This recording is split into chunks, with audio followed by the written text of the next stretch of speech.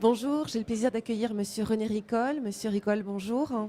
Donc vous êtes président fondateur de Ricol Lastérie, une société indépendante de conseil en investissement financier. La première question que j'ai envie de vous poser est à la fois globale, assez simple, très généraliste, mais importante.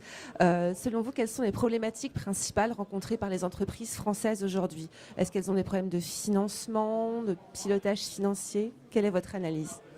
Écoutez, je crois que les entreprises françaises, elles sont comme toutes les entreprises du monde. Elles ont une situation qui est plutôt positive sur le marché global. C'est-à-dire que dans le monde entier, on trouve des opportunités pour croître, se développer. Et puis, sur le marché national, ça peut être plus difficile. Voilà. Et alors, pour les entreprises françaises en particulier, c'est vraiment très, très difficile parce que on n'a pas de visibilité claire, on n'a pas de stabilité de règles. Et donc, ça rend les choses plus difficiles dans une société qui est inquiète, qui donc se replie sur elle-même, épargne plus, dépense moins, un chômage qui accélère, trop d'impôts, ce qui tue l'impôt, donc ça tue les recettes fiscales. Donc on voit bien que tout le monde s'interroge. Donc c'est vrai qu'il y a une vraie période d'incertitude. Donc aujourd'hui, je vais reprendre les termes de Hubert Auriol, un directeur financier, c'est en quelque sorte un copilote de l'entreprise, et le copilote de l'entreprise, eh bien, il doit naviguer en tout terrain. Et le temps de l'entreprise, c'est vraiment de l'immédiateté et en même temps du très long terme. Et donc le directeur financier, c'est quelqu'un qui doit être capable d'aider son président ou son directeur général à penser à long terme. Et puis en même temps, il faut régler les problèmes du quotidien. C'est très compliqué, cette espèce de... Un œil qui regarde vraiment devant le capot et puis l'autre qui regarde de loin, c'est assez difficile. Oui, ça demande un vrai talent très particulier. Ouais. Vous avez également une autre casquette parmi vos multiples fonctions. Vous êtes un des sages du MEDEF. Vous avez intégré le comité stratégique du MEDEF. Qui n'est pas encore créé. Enfin, voilà. Mais probablement que je l'intégrerai, mais il n'est pas encore créé. Quel serait votre rôle au sein de ce comité stratégique? Quelle voix des entreprises vous porterez? Écoutez, d'abord, le comité n'est pas créé. Je ne serai pas seul. Donc, ce comité, il est là pour éclairer, pas plus. Il est là pour être un producteur d'idées. Je voudrais vous dire quelque chose d'autre sur le MEDEF. Ce qui me rend très, très heureux, je fais partie de ceux qui ont fait un appel à l'union dans les candidats au MEDEF. Et voir aujourd'hui qu'on a stoppé de jouer la bagarre des hommes, la bagarre de coq, qui est le plus beau, qui est le plus fort. Enfin, ce qu'adorent faire surtout les hommes dans ce pays et dont on voit l'absolu ridicule en politique. Je veux dire, c'est de nature à perdre confiance complètement. Mais eux, ils ont cette capacité à se regrouper et à dire on arrête la bagarre entre nous. La situation du pays est tellement grave qu'on va se réunir, on va faire une équipe. Vous imaginez donc qu'au lieu de continuer à se battre, ils ont continué à préparer, ils ont commencé à préparer ce dont les entreprises avaient besoin. Ils ont mettre toute leur énergie, unir leurs forces. Sur le projet pour les entreprises françaises et du coup à écouter les autres.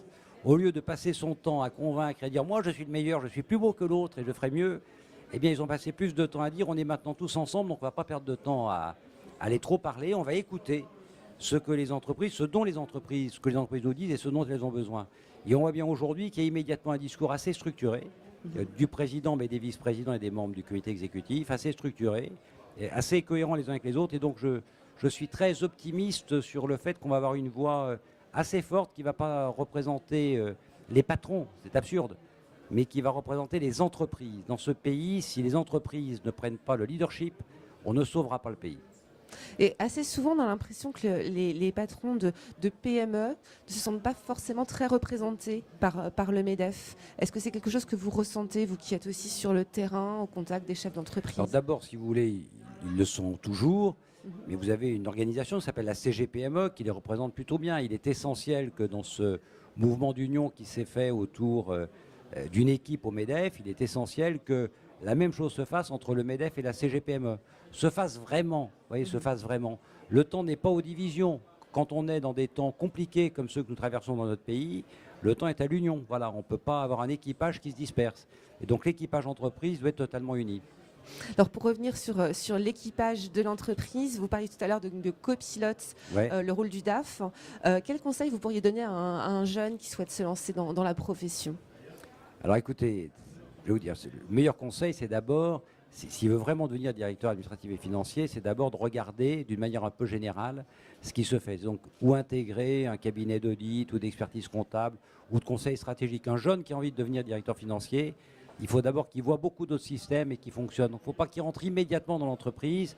Il faut qu'il passe ses premières années à vraiment regarder partout comment ça se passe. Voilà, le meilleur conseil que je puisse lui donner, c'est avoir les yeux ouverts, regarder en France, à l'étranger, rentrer dans des cabinets, il y en a de multiples, et qui font du conseil stratégique, du conseil financier, de l'audit, ce qu'on veut, mais surtout voir beaucoup de systèmes fonctionner en France et à l'étranger. Et ensuite rejoindre l'entreprise, pas trop tard, vers 30-32 ans. Et puis après, voilà, c'est la vie qui joue. Très bien, ce sera le mot de la fin. Merci beaucoup, Merci Monsieur beaucoup. Ricol. Merci, au revoir.